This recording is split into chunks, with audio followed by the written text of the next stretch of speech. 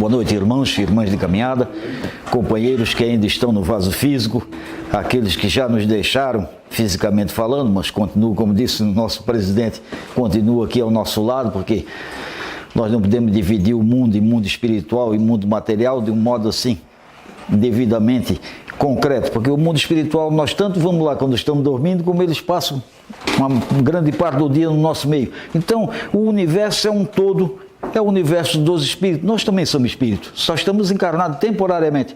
Eu muito mais perto de passar para o outro lado que vocês, que são muito mais velhos, mas estamos aí. Pessoal, o tema que nós trouxemos para conversar hoje é a vida em família.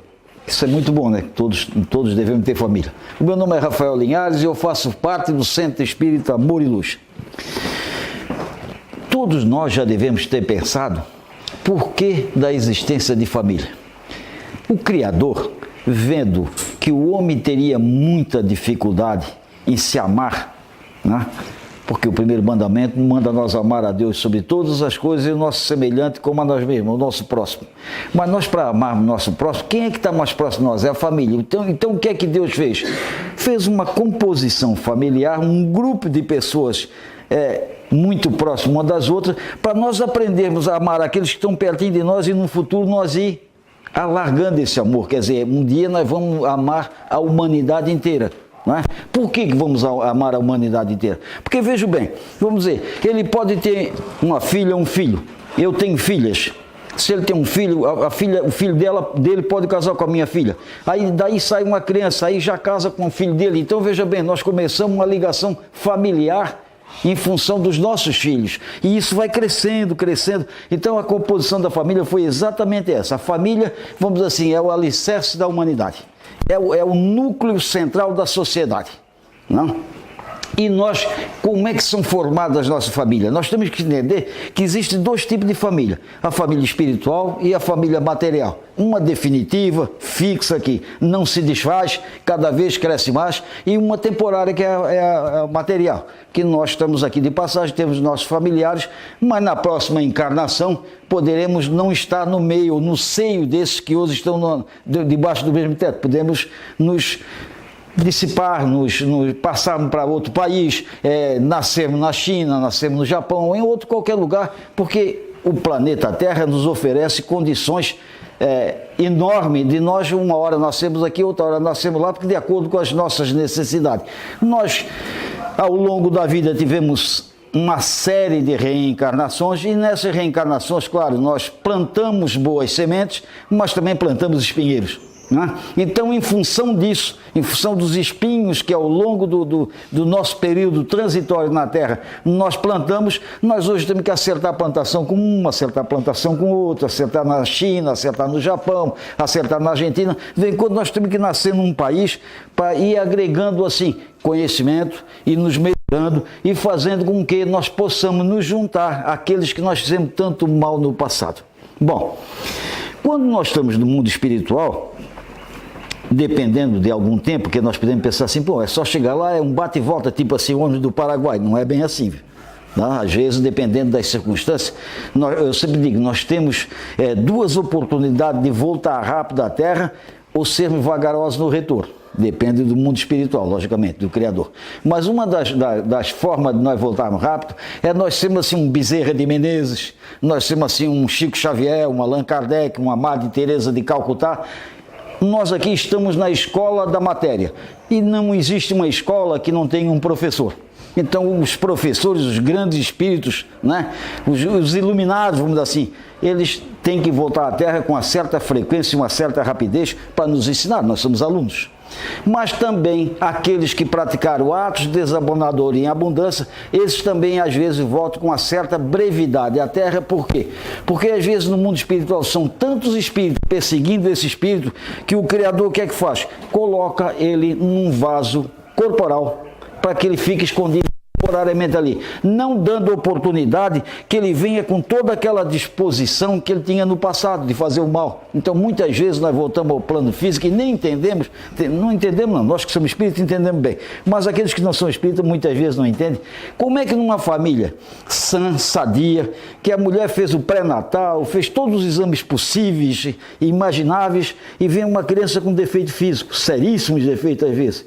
Às vezes acontece isso, é um espírito que em outras encarnações praticou uma série de anormalidades e nessa vez se candidatou a voltar nessas condições para aproveitar uma reencarnação em que ele não pode tomar decisões materiais. Ele pode até, quando sai do corpo de noite para ir ao mundo espiritual, ele vendo-se livre e com perfeita saúde, com locomoção tranquila, ele pode pensar em fazer uma, mas volta ao corpo, não tem ajuda. Então, isso é normal, isso é o próprio Espírito que pede. Nós não podemos pensar que isso é um castigo de Deus, mesmo porque Deus não nos castiga. O único castigo que Deus nos dá é exatamente esse: fazer com que nós tenhamos a oportunidade de reencarnar num corpo debilitado, para aprendermos a amar o nosso semelhante, porque aí o que é que vai acontecer? Vai acontecer que tem uma mãe, ou um pai, ou alguém que cuide, um irmão, ou um tio, uma tia, vai cuidá-lo e vai se dedicar em amor integral durante todo o dia aquele ser que precisa ser tratado como uma criança recém-nascida. Nós temos uma história de um cidadão que nasceu e viveu 3 décadas na Terra. Ele nasceu assim, a única coisa que ele mexia eram os olhos. Os olhos eram profundos e assustados, né? Então, no pouco tempo que ele conseguia, como dizemos aqui na Terra, dar um cochilozinho, ele acordava assustado, desesperado, como se ele estivesse voltando para o corpo físico para se esconder de alguém que corria atrás dele. Então veja bem, esse cidadão, ele não corria para perto daquele corpo, assim, definido como um poste onde ele estava algemado. Não, ele corria para aquele corpo como fosse um abrigo natural para ele escapar de quem queria pegá-lo.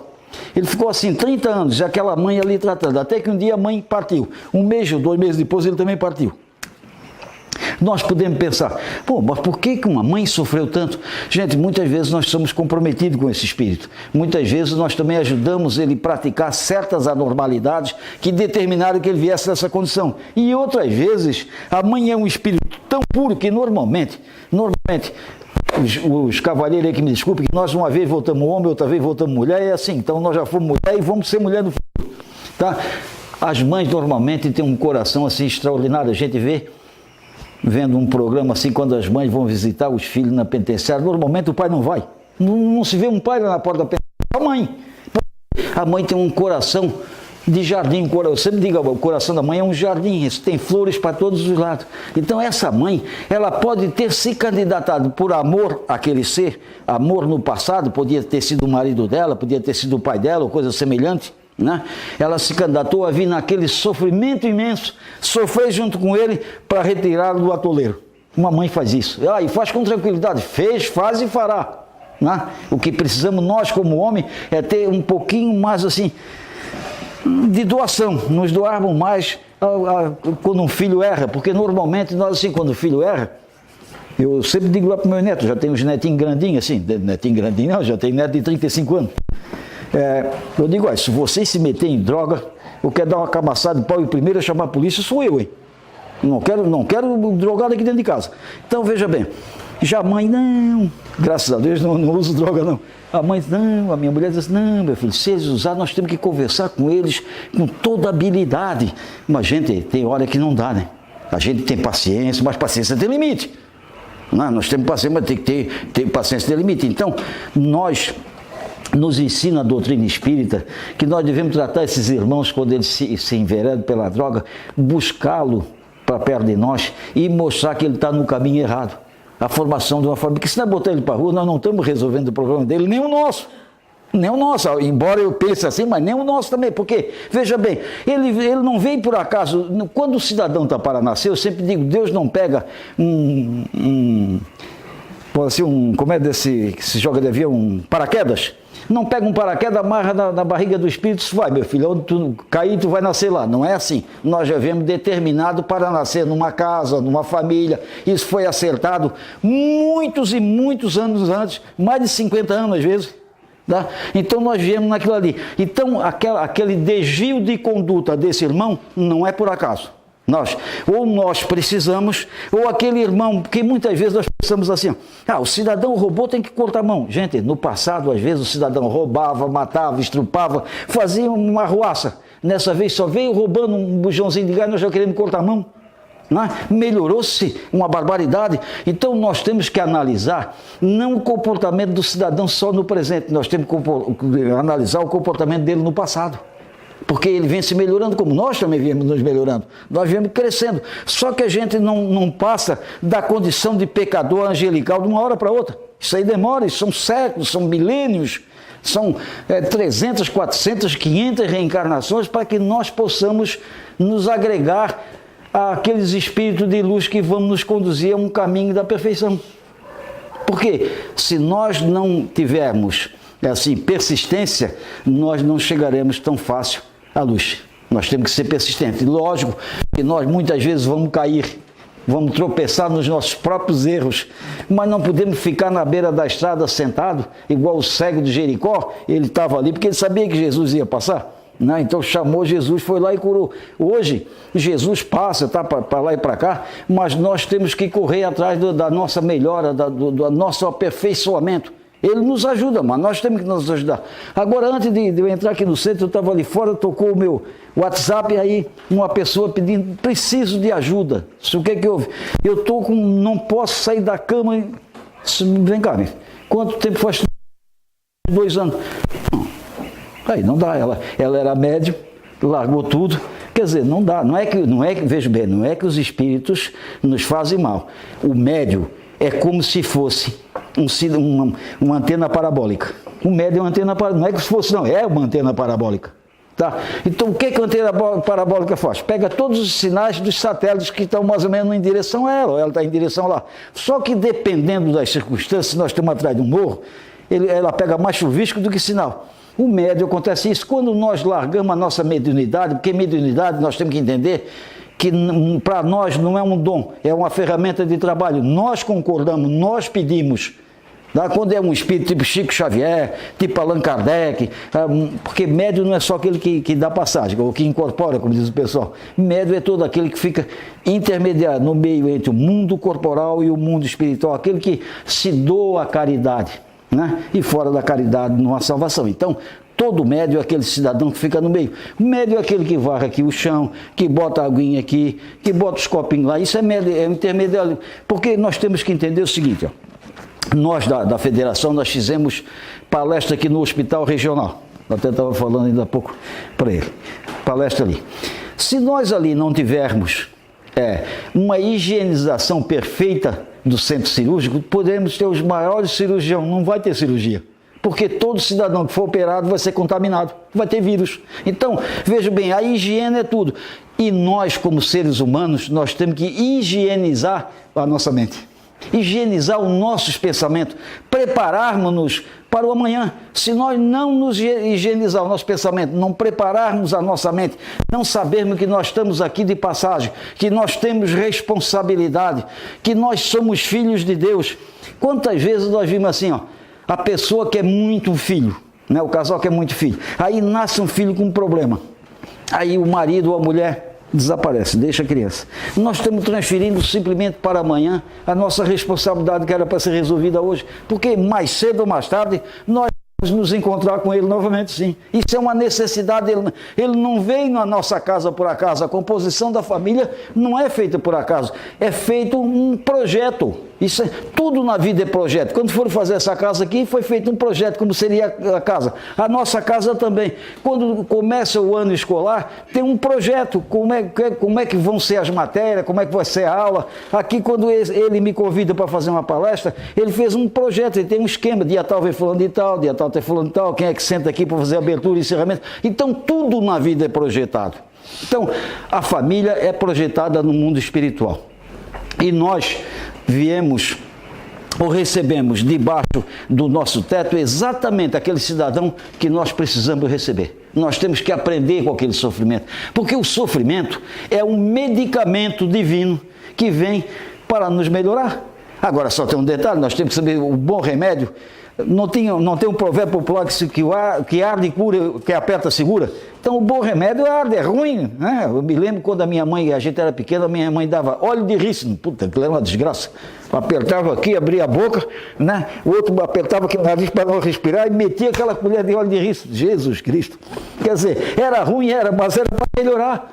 Não é? Então, tudo quanto é medicamento que nós necessitamos, normalmente não é um medicamento, não é bom assim, tomar injeção na veia, fazer exame do coração, pode não ser uma coisa muito assim, confortável, mas é necessário.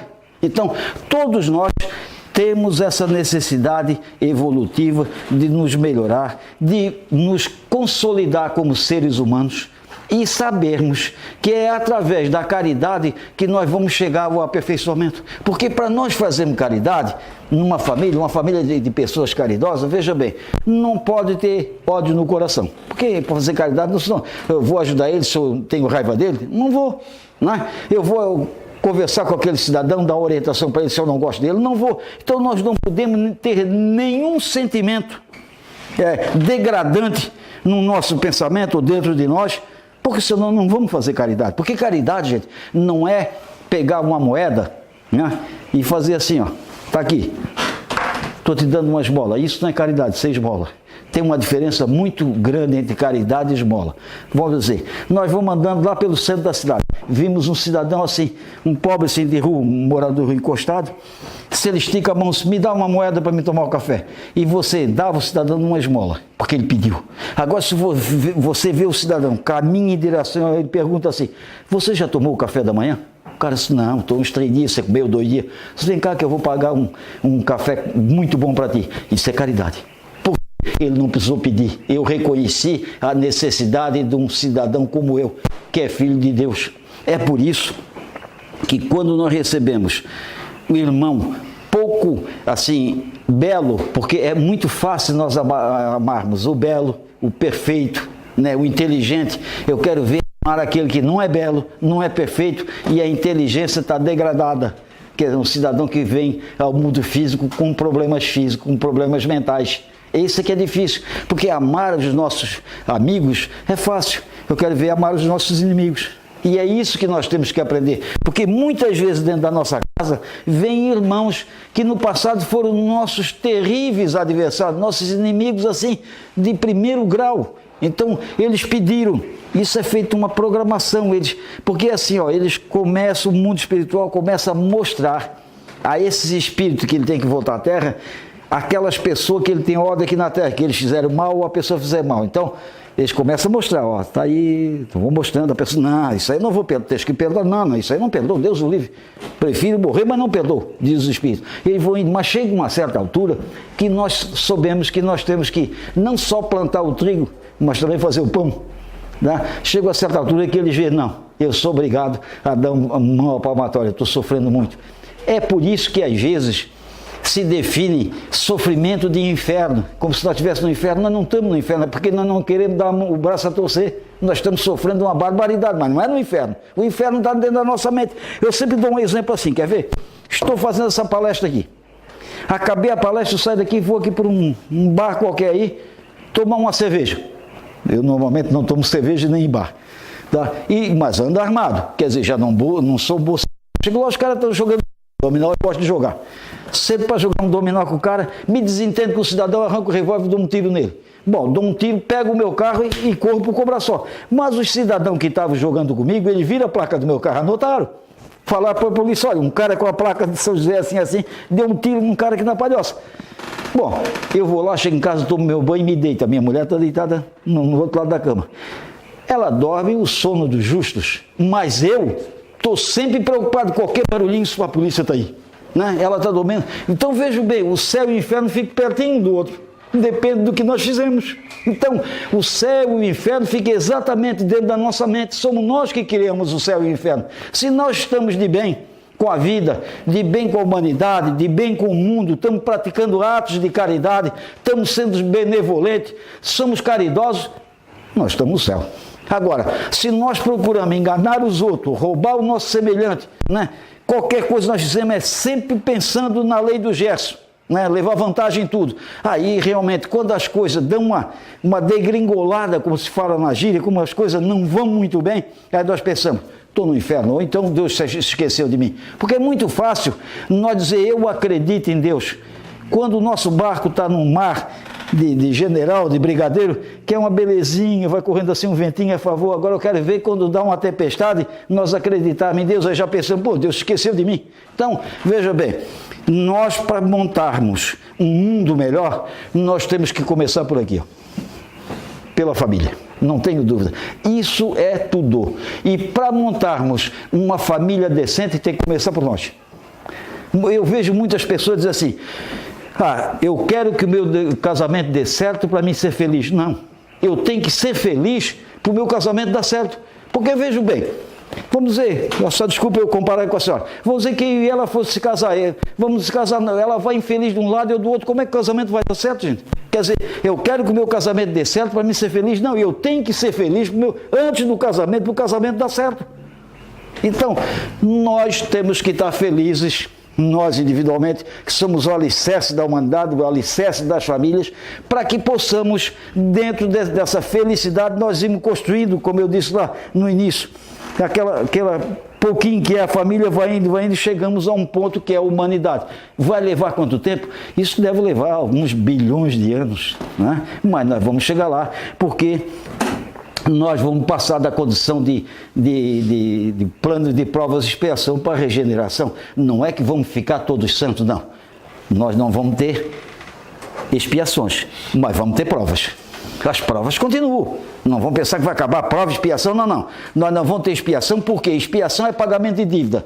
Provas é nós mostrar que nós estamos habilitados a suportar, a passar uma barreira. A prova é o seguinte, ó, vamos dizer, bota-se isso aqui e vamos ver quem é que vai pular por cima. Isso é uma prova. Expiação é eu carregar esse banco lá para fora porque eu tirei de lá e botei aqui, roubei de alguém lá. Isso é uma expiação. Eu vou devolver o banco de quem eu roubei. A prova não. A prova eu vou mostrar que eu estou habilitado a executar, a exercer determinada atividade em prol da humanidade, em prol do mundo. Isso é prova. Então, quando nós passar de prova e expiação para a regeneração, não vai ter expiação, mas continua a prova. Prova é uma escola, isso aqui é uma escola. Você numa escola não tem que fazer prova, vai ter que continuar fazendo prova. Não para provar assim, para provar que eu sou santo. Não vai ser santo, porque estamos longe disso. Né? Mas provarmos que nós já estamos amando os nossos semelhantes, como manda Jesus Cristo. Né? No Sermão do Cenáculo, quando se fala em Sermão do Cenáculo, às vezes as pessoas ficam assim, Sermão do Cenáculo é a famosa Santa Ceia. Jesus, antes de ir para a sua última atividade, antes de ser assassinado, ele nos deixou um ensinamento, que o primeiro mandamento é amar a Deus sobre todas as coisas e o nosso semelhante como a nós mesmos. Ele nos deixou um novo mandamento, está em João 13:34. Na Bíblia, João 13:34. Ele diz, amai-vos uns aos outros. Veja como é diferente, gente. Lá no primeiro mandamento ele diz assim, ó, amar os nossos semelhantes. Então, eu tenho que amar os meus semelhantes. Quando ele diz assim, amai-vos uns aos outros, meus semelhantes também têm que me amar. Tem a contrapartida. Isso aí é muito mais difícil. Porque se a senhora se melhora assim, muito, a senhora vai amar todos aqui. Porque tem um espírito elevado, tem um coração bondoso, já está preparado, está lá na frente. Agora, será que nós outros estamos preparados para amá-la? Não estamos, então é muito mais difícil isso aqui, ó. Amai-vos uns aos outros. Isso está no Sermão do Cenáculo, ou na Santa Ceia, lá em João 13:34. É exatamente isso que é composto as famílias. Não? É para nós amarmos uns aos outros. Vocês vejam bem, dentro da nossa família já é difícil nós amarmos uns aos outros. Imaginem se não tivesse a família, fosse cada um de per si ou solto aí no mundo, né? Cada um por si, não tivesse parentesco. Não parentesco nenhum. Nós somos filhos de Deus só, não tem parentesco. Nós tendo nossos parentes já é difícil, gente. Como é difícil, né? Deus o livre, a gente vê que barbaridade. Às vezes 2, 3 filhos que a gente tem são completamente diferentes, é uma tristeza. Nós como espíritos, quando recebemos de Deus a incumbência de virmos na Terra, nós vamos habitar um corpo físico. Nós, como espírito, é como se Deus nos doasse um terreno. Porque o terreno é o alicerce de uma casa, porque não dá para fazer uma casa no ar, né? Sem botar o pé no chão, pendurado aqui, pendurado numa árvore, mas a árvore também está no chão. Então tudo tem que estar fixo no chão. Então o espírito é como se fosse o terreno. Deus nos dá o terreno, o espírito. O nosso pai e a nossa mãe, eles dão um material de construção, quer dizer, o corpo físico, que vai revestir o espírito. Então está formada a casa. E nós, como parentes mais próximos dentro da própria família, nós fornecemos o quê? A pintura. Para a apresentação do cidadão, para ter uma boa... Que pintura é essa? Não deixar o cidadão andar nu na rua, porque não pode, a lei não permite. Não deixar o cara não tomar banho nunca, ensinar lá, meu filho, tem que fazer a sua higienização do corpo. Então nós, como parentes mais próximos, como familiares, somos responsáveis pela pintura desta casa magnífica, que se chama corpo físico, que o terreno é fornecido por Deus, que é o espírito, uma matéria-prima é o corpo físico, porque o corpo vem do corpo, o espírito não vem do espírito. O espírito independe do corpo físico. O espírito pode viver eternamente sem ter um corpo físico. O corpo físico não vive sem espírito. Pode até nascer, mas é nato e morto, não se mexe, não anda, não faz nada. Então, a coisa principal na nossa vida é o espírito. E nós temos que pensar assim: nós somos espíritos imortais. Quando nós pensarmos em construir alguma coisa, nós temos que pensar em construir para a eternidade, para a vida toda, porque nós podemos pensar assim: ah, mas eu estou aqui na Terra, é uma passagem. Nós estamos assim, gente, quer ver? Como se fosse assim. Isso aqui é a vida não nós somos seres imortais. Cada encarnação é uma coisinha assim, como se fosse uma roupinha pendurada no varal. Não? Então a hora que secou essa roupa aqui, recolhe ela, pronto, o cidadão vai para o cemitério, acabou o corpo físico. Secou essa aqui, recolhe essa aqui. Então nós vamos ter tantas oportunidades como forem necessárias. Lavar a roupa, quer dizer, lavar a roupa é preparar-se espiritualmente, é lavar a sua consciência, é fazer com que nós nos preparamos para pensar melhor o amanhã. Então nós temos que, quando for construir, quando pensarmos em alguma coisa, nós temos que pensar numa vida como um todo, não numa vida na transitoriedade, numa vida de passagem. Porque vida de passagem, acabou a vida física, acabou a nossa vida? Não, a vida continua. Nós temos sucessivas reencarnações e uma vida única. Vida é do espírito. Nós temos sucessivas reencarnações. Então viemos tantas vezes aqui da Terra quanto for necessário ao nosso aperfeiçoamento.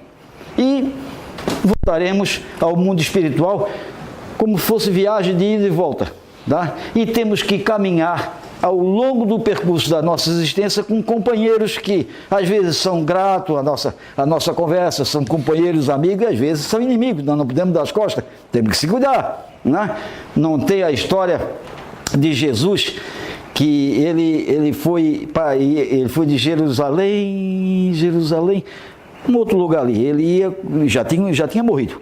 Aí dois cidadãos iam conversando assim, um disse assim para o outro: soubesse, mataram um judeu aí, um cidadão espetacular, não fazia mal para ninguém, mataram. Aí Jesus ia com um capuchinho assim, aí disse assim: mataram um judeu, é? Aí eles viram que ele era judeu também. Aí ele disse assim para ele, disse para Jesus: tu és o judeu e nem sabe o que acontece na tua terra? Aí foram, chegou a uma certa altura, os caras disseram: nós vamos ficar aqui, porque nós moramos aqui. Jesus: não, eu vou continuar a viagem. Não, é muito perigoso. Naquela época já era perigoso, você veja bem. É muito perigoso, fica aqui conosco. Aí sentaram na mesa para jantar. Quando Jesus pegou o pão, ele tinha um modo especial de cortar o pão que ninguém fazia aqui, só ele, daquele tipo. Ele cortou o pão, os caras: mas esse é o mestre de Nazaré. Eles conheciam, aí ele desapareceu. É isso que alguma religião nos diz, que Jesus ressuscitou. Não, gente, ele não ressuscitou. Sabe por que ele não ressuscitou? É muito simples combater esse negócio de ressuscitar. Porque quando eu ressuscito, eu pego de volta o meu corpo físico. Ressuscitar isso é pegar o que era meu corpo físico, é voltar ao corpo físico. Lá em Jó 7:9, Jó 7:9 ou 9:7, no Velho Testamento, diz assim: somos igual a nuvem passageira, passamos e nos dissipamos. O que dessa sepultura nunca mais subirá. Então veja bem, o que dessa sepultura nunca mais subirá. O que é que dessa sepultura? O corpo físico, se nunca subirá, não tem ressurreição. Tá? E mesmo porque, quando Jesus apareceu para Maria Madalena, ele materializou-se, porque logo depois ele apareceu. Ele aparecia, desaparecia, e tem uma passagem na Bíblia muito própria que prova a materialização. Diz o seguinte, que estando os apóstolos reunidos numa casa, isso está na Bíblia, de portas e janelas fechadas, está muito categórico lá assim, de portas e janelas fechadas, e estando os apóstolos meio em via de fato, porque eles brigavam entre si, porque cada um queria ser maior do que o outro, né? Eles estavam para brigar mesmo, saindo quase no tapa. O mestre adentrou a casa com as portas e janelas fechadas. Veja bem, gente, se houvesse, podemos dizer, mas Jesus podia fazer o que quisesse. Não. Ele disse, eu não vim alterar a lei, vim fazer cumpri-la. Então, nós hoje, se nós ressuscitarmos, nós podemos passar por uma janela de vidro, por uma parede? Não podemos. Agora, em espírito, nós podemos. Então, o que aconteceu? Ele entrou lá, ele desmaterializou-se, chegou lá dentro, materializou-se, acalmou o ambiente, desmaterializou-se e foi embora. Então, essa desmaterialização dá uma prova concreta de que ele não ressuscitou, ele materializou-se e depois desmaterializou-se. Ele ficou 40 dias, é a mesma coisa que diz assim, ó, que Dimas era aquele ladrão que estava no lado de Jesus lá sendo crucificado também, né? Dimas pediu, mestre, quando chegares ao teu reino, não esquece de mim, ou não esquece de nós? Ele disse, a igreja diz assim, ó, digo que hoje mesmo estará no reino do céu juntamente comigo. Veja bem, gente, isso aí ele ainda estava crucificado, isso era uma sexta-feira. Ele morreu no final da tarde. Ele ficou 40 dias ainda aqui. Então como é que ele ia prometer para o cidadão, digo que hoje mesmo estará no reino do céu junto comigo? Não tem a palavra que. No aramaico não tem que. Ele diz assim, digo hoje, estarás comigo no reino do céu. Quer dizer, eu estou dizendo agora que você no futuro estará comigo no reino do céu, mas tem que te melhorar. Porque o cidadão estava sendo crucificado como ladrão. Não dava para entrar no reino do céu. Ele mesmo disse, a cada um será oferecido segundo as suas obras. Então veja bem, se é oferecido segundo as suas obras, não há possibilidade de o cidadão entrar no reino do céu sem se arrumar, sem praticar a caridade, sem deixar de ser ladrão, sem praticar atos que pudesse somar na sua evolução para um mundo maior. Quer dizer, não dava. Nós, quando estamos no mundo espiritual, nós planejamos os nossos casamentos. Martins Peralva, no livro que ele escreveu sobre a mediunidade, ele classificou os casamentos em 5 tipos de casamento. Ele classificou o seguinte, casamentos afins são aqueles formados por parceiros simpáticos, onde há uma verdadeira afeição da alma. Geralmente sobrevive à morte do corpo e se mantém junto em diversas encarnações. Pouco comum entre nós. Claro, não são espíritos formados por parceiros simpáticos, onde há uma verdadeira afeição da alma, quer dizer, uma alma jamais adiantada. No segundo casamento, os transcendentais. São casamentos entre almas enobrecidas que juntas vão dedicar-se à obra de grande valor para a humanidade, auxílio ou a caridade junto à humanidade. Provacionais, é o nosso caso. São uniões entre almas mutuamente comprometidas que se juntam para purificar-se diante dos erros graves cometidos no passado e do mesmo modo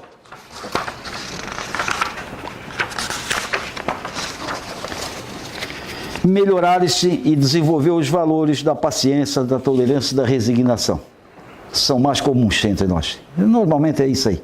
Os sacrificiais são aqueles, um espírito que é um espírito assim já muito adiantado, que aceita vir no casamento juntamente com outro espírito muito atrasado para ajudá-lo a progredir. Isso é o sacrificial, o sacrifício de alguém em benefício do outro. E temos os acidentais. Acidentais é aquele casamento que só ocorre porque a mulher é muito bonita ou o homem é muito bonito. Quer dizer, normalmente não tem planejamento, e quando o tempo, porque o tempo acaba com tudo, né? Inclusive com ferro e com aço, quando o tempo acaba com a beleza física, acaba o casamento também. Então vejam bem, nós temos o casamento, e quando temos o casamento, temos esse planejamento reencarnatório dos nossos irmãos que escolheram vir conosco. São pessoas que no passado eram espíritos afins, companheiros de caminhada, irmãos que dignificavam o comportamento, tá? O nosso comportamento e o deles, então muitas vezes vem no nosso meio. Às vezes a gente vê um cidadão dizer assim, isso pode ter acontecido com um monte de vocês, que comigo também aconteceu. O cara dizer assim, eu tenho 5 filhos, 4 é uma beleza, 1 é uma desgraça, não é? É um atentado, aquilo só me incomoda. Gente, esse que nós classificamos como desgraça, normalmente é aquele que nos ensina, porque o que são bonzinhos nós não temos muito que aprender. Já são bonzinhos, se nós somos bonzinhos, então está tudo bonzinho. Aquele que nos incomoda é que vai nos ensinar o quê? Ter paciência, ter benevolência, né? Amar o próximo, né? É saber levar em conta os seus erros, tentar ajudá-lo, fazer a caridade através da ajuda. Esse é aquele que nos ensina. E entre os espíritos que pedem para vir nesse meio de pessoas já mais adiantadas, casais mais ou menos adiantados e filhos, os outros filhos mais adiantados, normalmente ele vem e cria problema, mas esse problema é bom para quem está na composição da família, porque vai aprender a ajudar os outros, fazer a caridade, senão nós não aprenderíamos nunca. Neste dia eu vi um cidadão dizer assim, por que Deus não criou nós tudo já mais ou menos lá num pedestal de conhecimento, muito bons, quer dizer, ninguém errava, o que é que nós vínhamos fazer na Terra? Se nós já estamos num pedestal muito bom, o que é que acontece? Isso aqui é um dos planetas que compõem o universo. Os outros planetas também, habitantes, né? E Jesus foi muito claro, muitas moradas na casa de meu Pai. Esses habitantes que nós temos aí no mundo espiritual são habitantes espíritos, né? Pode até ter lugar onde há matéria mais diferenciada da nossa. Então, na matéria aqui, no corpo físico, nós vemos aqui exatamente para desenvolver os nossos conhecimentos. Nós fomos simples e sem conhecimento. Nós transitamos por todos a passagem da natureza. Nós vemos pelo mineral, pelo vegetal, pelo animal, pelo hominal, pelo mundo primitivo, vindo até chegarmos na condição de hoje. Quando nós chegamos na ponte que separa o hominal, o homem do... Quando chegamos aqui na ponte que separa o animal do hominal, aqui nós pegamos uma coisa chamada livre-arbítrio. Aí é que está o problema. Quando nós pegamos livre-arbítrio, aí o negócio complica. Por quê? Nós temos liberdade de escolha. Enquanto nós estávamos na condição aqui de animal, tá? Que não tínhamos a liberdade, veja bem, condição de animal, não é que nós fôssemos um jacaré, uma cobra, uma anta, nada disso, pelo amor de Deus, não pense desse tipo. Nós éramos princípio espiritual, e como princípio espiritual nós estávamos mais ou menos nascendo aqui, ou no campo ainda dos animais, do vegetal, porque uma árvore tem vida, um animal tem vida, não é? Tudo tem vida. Nós temos, como é que nós crescemos lá no mineral, no reino mineral? Nós crescemos, vocês podem ver, nós temos pedra, ferro, mas temos pedras preciosas. Isso não é um avanço? É. Mas isso é composição da terra. Exatamente. A terra não faz parte de Deus, faz. Então, através da terra, os componentes vão se ajeitando até fazer que uma pedra que não vale nada passe a ser uma pedra preciosa.